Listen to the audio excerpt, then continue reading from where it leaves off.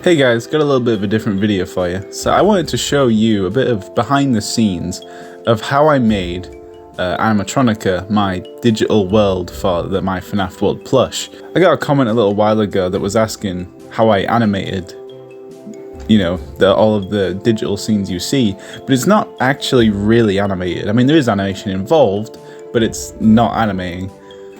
Firstly, this is a game engine software, GDevelop. Specifically GDevelop 5, a game-making software, mostly for 2D, top-down pixel art kind of stuff, but it has got 3D capabilities as well. And I've been messing around with small game engines for maybe 2 years now, I think. And I haven't made anything too big, but I've explored it a little bit, and this is definitely my favorite. It's definitely the easiest to get into. And I wanted to create something similar to Fnaf World, a resemblance of it. Obviously not an actual fully fledged game or anything, but something to reference it and have an easy way for the characters to move around the world and travel and progress in a much more convincing, interesting and unique way compared to just walking off screen of a set or something like that. The set I have for Fnaf World, the sets I have for Fnaf World are okay, but they're very limited. They don't have a lot of depth, a lot of flair or interestingness to it. Whereas this actually does. I haven't seen anyone else do this sort of thing. It's a much more unique way of telling the story and showing, a Fnaf world, even if it's not Fnaf World. So here is animatronica. It is fully made myself. On the right here you can see all of my assets that I made myself. They're not amazing. I'm not an artist or even a programmer by any means, but it didn't need to be anything too special because it's just for a couple of scenes walking around. It gets the idea across of this game world. That's all it needed to be. It didn't need to be fully in depth or anything like that. But here is the grass. It's literally the most basic thing you could have. It's a little Minecrafty almost with the flowers. It's nothing too crazy, but it works and it does what it needs to do. Here's Freddy's house. It's very basic, but it is what it needs to be. And yeah, here's all of the things I said. You got all the characters and stuff. It's very messy, but I did make all the characters myself. Here's all of the different animation frames for them. This part does have a little bit of animating in, but it's again not much. Here is Freddy, and yeah, I did. I'm again no artist. I did find pictures of like pixel art Freddy to take inspiration of, and I didn't do this all on my own. I did have like a guide, almost not a guide, but like a reference. And here's Freddy looking right. This is him moving right, and to show you the frames of that. It's just Freddy one foot up, 1 foot in. I guess, one down, just switching. It's just on a loop like that, and that's how it all works. It's nothing too complicated. GDevelop is a very, very easy tool to use if you're wanting to get into making games or anything like I'm doing or anything like that. It's very simple. Yeah, if I bring Freddy into the scene here and I click preview, which is really annoying because my screen recorder is right in the way of the button. There we go. There we go. Yeah, so here is Freddy. We also have Balloon Boy here. He's not even in the show, he just kind of stood there. And Freddy, when you see the characters moving, they're not actually, it's not a cutscene, it's not pre-scripted or planned. Whenever you see any digital scene, it's me actually clicking the keys and controlling them. I've given them all controls. They have up, down, left, right. They have the walking animations for up, down, right, and left, as you've seen. They also have their own emotions. They have happy. This is for all the characters. They have like an angry or concerned, not angry, I guess angry or concerned or upset, whatever you want to call it. They have like shocked or surprised. And if you click the character, then they start speaking.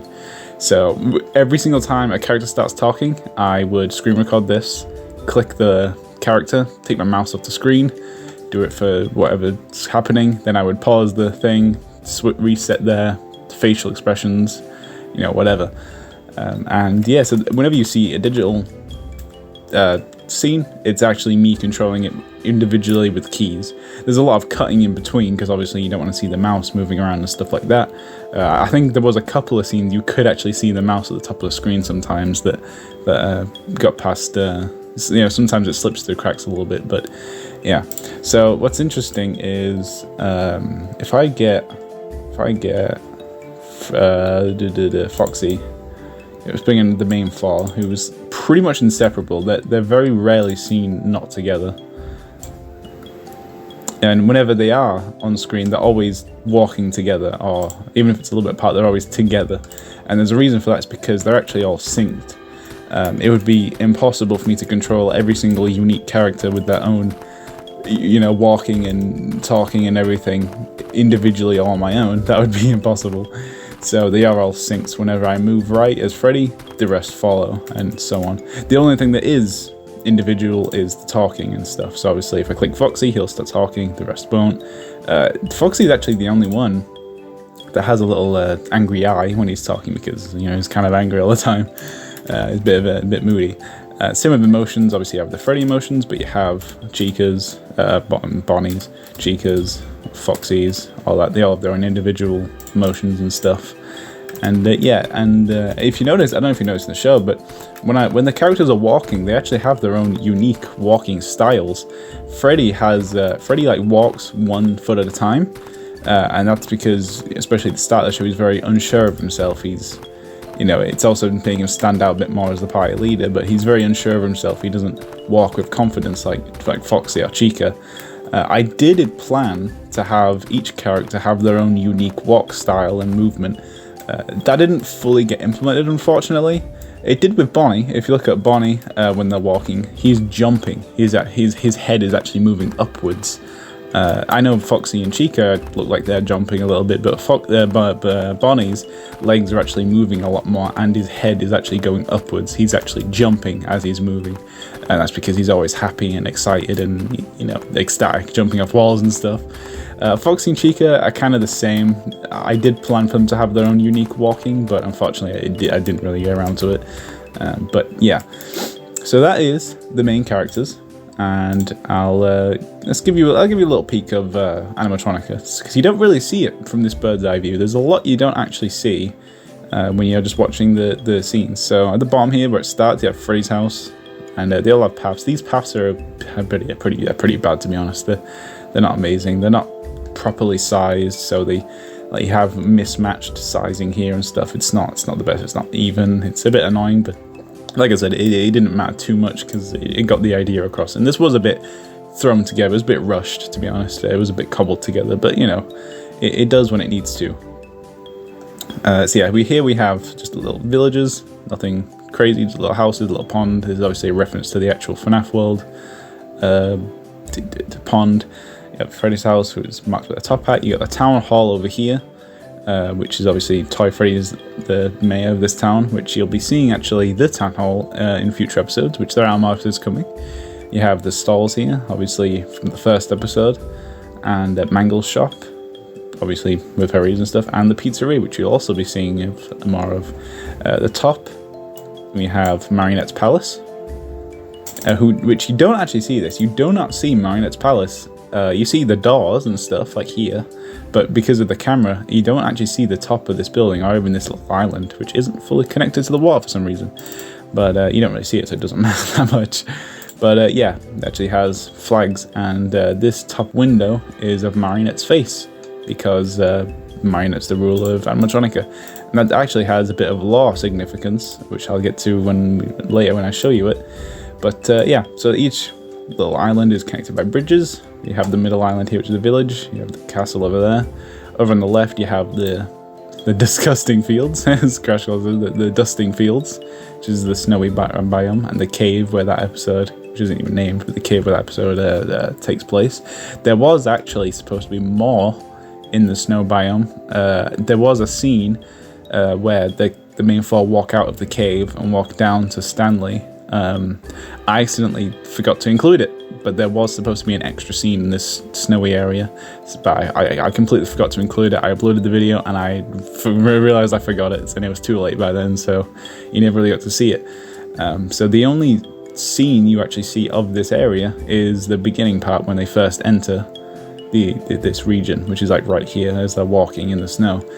And then that was it. So it's a bit unfortunate, went to waste a little bit, but it is what it is. On the right, you have a bridge that goes over to these stumps, these cut trees, which is obviously a reference to the that one place in Fnaf World, I forget what it's called, with the cut logs, the trees, whatever it's called. It's a reference to that. Obviously, there's not much there, to be honest. I did plan on having little houses and stuff up here, like a dock type thing, but I didn't really get around to it. This is obviously where the dock is, though. Yeah, Foxy's ship. That's actually not Foxy's ship. That's the Foxhound, but it is what it is. Obviously, you have the ocean. You have the mushrooms, again referencing the ones in FNAF World, and it goes over here to Black Tomb Yard. With the tombstones, there's nothing much here, but it gets the idea, of course, of having an actual world. I have thought about expanding it and maybe having like a city area or something later on. I actually do plan on having the Pinwheel Circus up here somewhere, like in the actual game, which that may be coming in later episodes. But for right now, this is what we have. It's not much, but it gets the idea across of having a world. And there is obviously the other characters and stuff that are sometimes here, like Mangle and like Toy Freddy and stuff, and they have some animations that you've seen. Obviously, this is what we like at the start in episode 1, and then this is them when they were glitching out, a lot of little stuff like that. Mangle has her own little animation as well. Her lights, she has lights on her shop that light up, and also the fountain. The fountain here has little water effects, I guess. But yeah, that's pretty much it. Oh, and the water over here as well. That's obviously, as you've seen, little effects, animation. So that's pretty much it for the main map. I'll give you a little peek at the coding if you're interested in that. Like I said, it's super simple. It is so simple to learn this. It's the most simple engine you could have. It's really nice if you're really new to coding, you don't know how to write code or anything like that. Like I don't. But I've done this for a little while. I've started to learn some of this stuff. It's super easy to pick up. All it is you have a condition and an action. The left side is the condition. What the condition means is the game engine is looking for actions. It's looking for things to happen. It's looking for what you're doing as the player. So it's looking for things, whatever you're telling it to looking for. So if it's looking for a right key being pressed, then you add an action for it to happen. So when this happens, then this. And that's all it is. It is super simple. You don't have to write anything. Well, obviously you want to search the options, but you can just figure it out as you go. You click, I want Freddy to, when Freddy is clicked, then when Freddy is clicked, which obviously I have it set to, when it's clicked he starts talking, and that's all that is. But when the right key is pressed, then we change the animation of the characters to right, which means when I click right, they look right. That's the movement, and it's same for everything, up, down, all that. Very basic, very easy, and sound as well. Yeah, so when Freddy is moving, and when he's in collision with the grass and an animation frame of 1, that means when the animation frame of 1 is when Freddy is actually taking a step, it plays a sound effect, which again is also built into the engine. It has a whole asset style with tons of assets, sound effects, music, that kind of thing, that is just completely free, public domain to use, of just the basic stepping on grass. And it has that also inverted, so when Freddy is not moving, it stops that sound effect from playing. And there's actually a different sound effect for each terrain that he's walking on. There's snow, dark grass, water, and the graveyard grass. Each one has a slightly different sound effect depending on what it is. And then obviously the buttons, when each character is pressed, they start talking, and the number keypads for them, the different emotions. And I think that's about it for the coding. The other thing is, I have a bunch of different scenes. Yeah, I have a bunch of different scenes for all the different other scenes that are in the series. There's Animatronica Normal, which is obviously this. There's the intro where the intro was made, which isn't there anymore.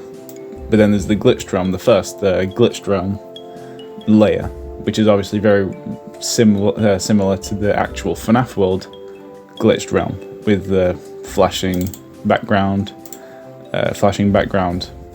lines and the glitching trees and stuff. And it's like a maze. And Flipside's face is here as well.